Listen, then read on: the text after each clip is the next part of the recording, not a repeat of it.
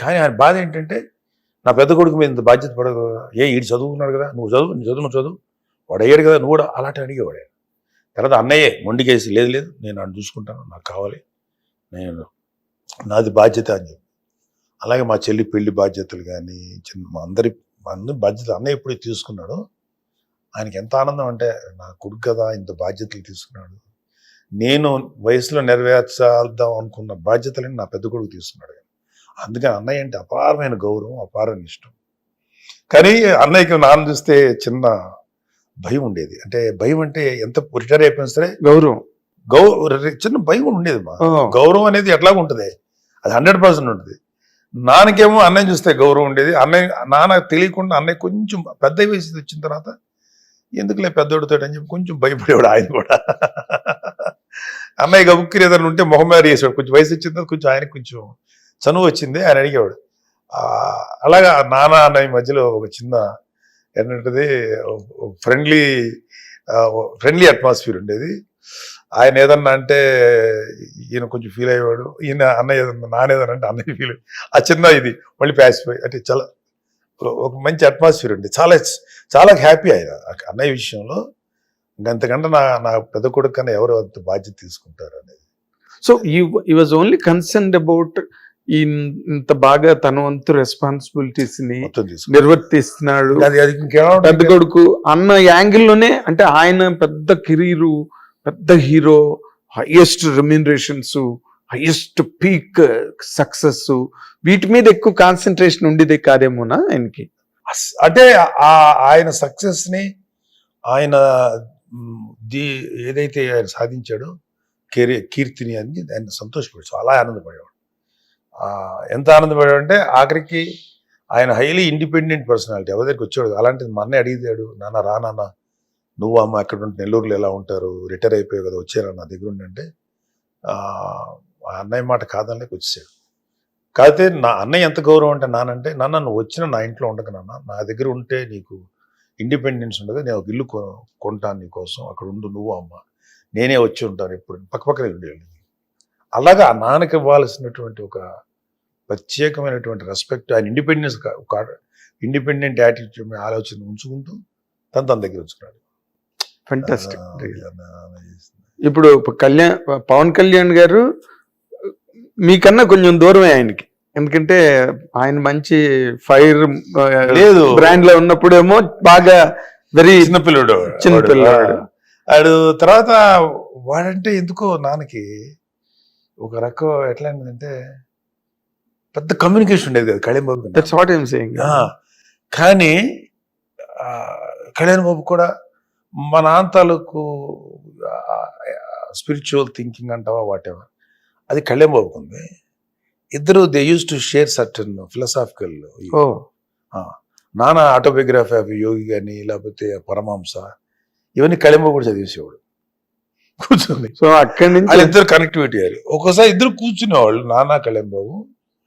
వీళ్ళిద్దరు కూర్చొని నాన్నకి మాట్లాడటానికి ఏముండదు, వీడికి మాట్లాడటానికి ఏముండేది కదా, ఇద్దరు ఒకటలా ఒకరినొకరిలా చూసుకుంటా they spent each others company in silence. తర్వాత వెళ్తానంటే వెళ్ళారు.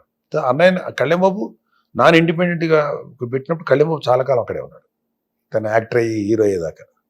అవును, ఫాదర్ మదర్ దగ్గర ఉన్నాడు. ఇప్పుడు కళ్యాణ్ బాబు ఇప్పటికీ అంటే ఆ సందర్భం అవునో కాదో తెలియదు కానీ ఒక జర్నలిస్ట్ ఎవరో అడిగారు, కళ్యాణ్ బాబు ఒరేషియస్ లీడరు అంటే ఆ సందర్భం అవుద్దా చెప్పాలి, బట్ అట్లీస్ట్ నీలాంటి వాడు కానీ చెప్తే అర్థం అవుతుంది.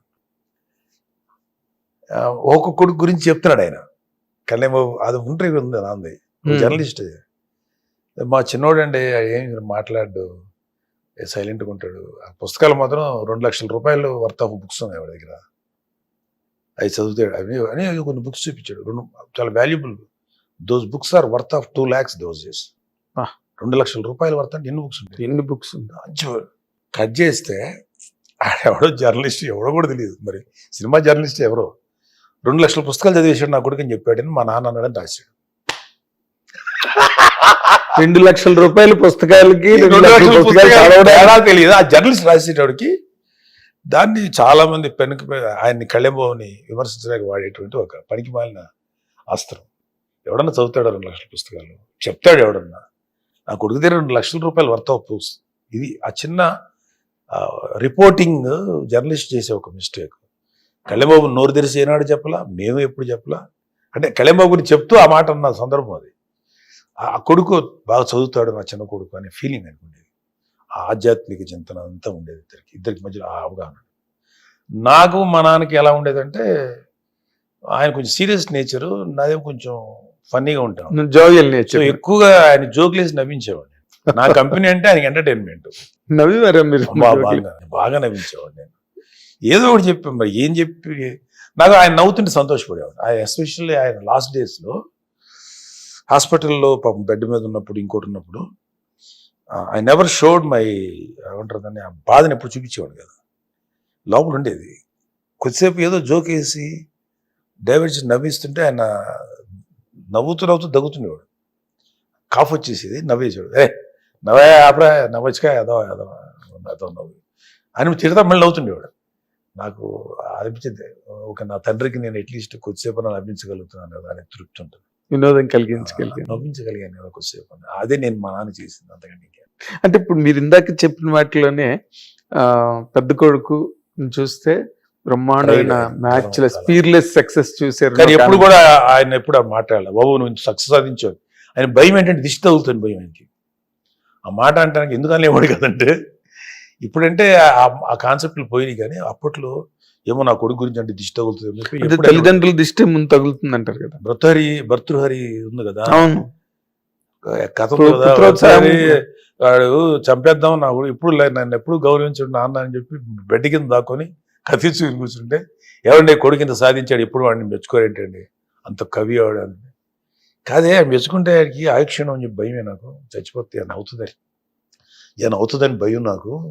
అందుకని నేను వాడిని అప్రిషియేట్ చేయను పబ్లిక్లోను విడిగాను. నా కొడుకు కన్నా గొప్ప కవి ఎవరు ఉన్నారు అవును అంటే, ఆడు భర్తృహరి నా తండ్రిని చంపేద్దాం కత్తి పట్టుకున్నాడు, బయటకు వచ్చి నాన్న నన్ను క్షమించు, నా మీద నీకు ఇంత గౌరవం కాలు మీద పడిపోయాడు. తెలుసు కథ నీకు? తెలుసు. నాకు శిక్షించాలని అంటాడు. సరే అత్తగారింట్లో నేను కాపురం చేసి అదే నీకు శిక్ష. సో అలాగే ఏ తండ్రి అంతే. మా నాన్న అంటే ఒక తండ్రి అప్పట్లో అందులో స్పిరిచువల్ పర్సన్. నాన్న ఏమవుతుందో కొడుకు ఎక్కడ తీసి తగులుతుంది అసలు మాట్లాడాడు.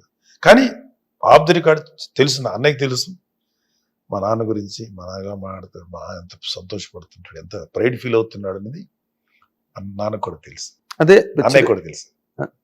చిరంజీవి గారిని చూస్తే ఆ ఫీలింగ్, పవన్ కళ్యాణ్ గారిని చూస్తే మంచి రీడర్, స్పిరిచువల్ అవుట్లుక్. అండ్ వీడికి ఏంటి ఇంత ఉంది, వీళ్ళు ఇంత ఆలోచన ఉంది. సేమ్ నాన్న క్యారెక్టర్ వాడు కూడా విపరీతమైన జాలి ఇదే ఇన్ని కదా, అవి ఎక్కడో ఆయన ఐడెంటిఫై అయ్యాడు వాడితోటి తెలియకుండా. అంటే స్పిరిచువల్ థింగ్. మీరు మిమ్మల్ని చూసి ఏ రకమైన ఇది ఉండేది కదా, ఒక కమెడీని చూసినట్టు నన్ను చూస్తే మా నాన్నకి. కానీ అది ఆన్సర్ లేని క్వశ్చన్.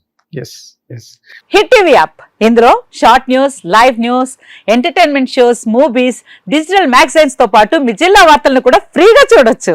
ఇంకెందుకు ఆలస్యం, వెంటనే హిట్ టీవీ యాప్ ని డౌన్లోడ్ చేసుకుని ఫ్రీగా ఎంటర్టైన్మెంట్ పొందండి. Hit TV app. Hit TV app. Please download hit TV app. Hit TV app ని ఫ్రీగా డౌన్లోడ్ చేసుకుని ఎంజాయ్ చేయండి. మీకు నచ్చిన ఎంటర్టైన్మెంట్ కోసం హిట్ టీవీ యాప్ ని ఫ్రీగా డౌన్లోడ్ చేసుకుని ఎంజాయ్ చేయండి. హిట్ టీవీ యాప్ ని డౌన్లోడ్ చేసుకుని ఆస్వాదించండి, ఆశీర్వదించండి. ఇంతమంది సెలబ్రిటీలు హిట్ టీవీ యాప్ ని డౌన్లోడ్ చేసుకోండి అని చెప్తున్నారంటే ఎంత మంచి యాప్ ఆలోచించండి. అమెరికా అమెరికా అమెరికా అమెరికాలో చదవాలనుకునే వాళ్ళకి విశ్వసనీయమైన పేరు మన శౌర్య కన్సల్టెన్సీ. UK లో 1 year masters, UK లో 1 year masters, 2 years work permit up to 5 years visa. Contact Saurya Consultancy. Contact 89851 89851.